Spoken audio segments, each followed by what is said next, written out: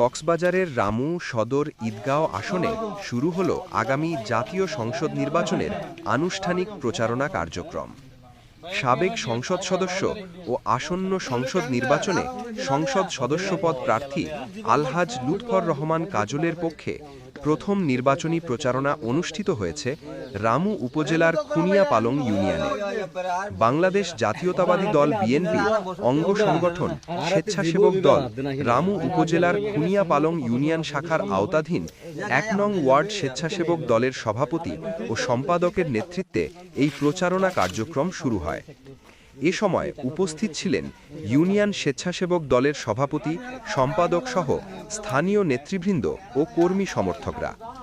নেতৃকর্মীদের প্রাণবন্ত অংশগ্রহণে এলাকায় উৎসব মুখর পরিবেশের সৃষ্টি হয়। তারা আসন্ন নির্বাচনে আলহাজ লুৎফর রহমান কাজলের পক্ষে গণসংযোগ, লিফলেট বিতরণ এবং সাধারণ মানুষের সঙ্গে মতবিনিময় করেন।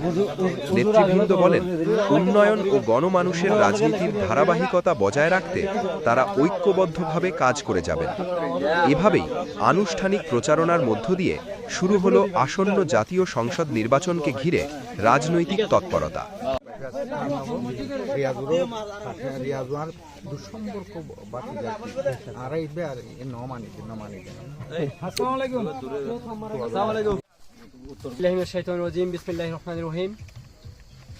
বাংলাদেশ জাতীয়তাবাদী দল বিএনপির আগামী জাতীয় সংসদ নির্বাচনকে উপলক্ষে জাতীয় সংসদ নির্বাচনকে কেন্দ্র করে রামু কক্সবাজার ঈদগাঁও আসনের সাবেক সংসদ আলহাজ লুৎফর রহমান কাজলের নির্বাচনী প্রচারণার মাধ্যমে আজকে আমরা খুনিয়াপালং রামু উপজেলার খুনিয়াপালং ইউনিয়ন শাখার ১ নম্বর ওয়ার্ডের আজকে নির্বাচনী প্রচারণা গুচ্ছা বন্যার মাধ্যম দিয়ে আমরা শুরু করছি।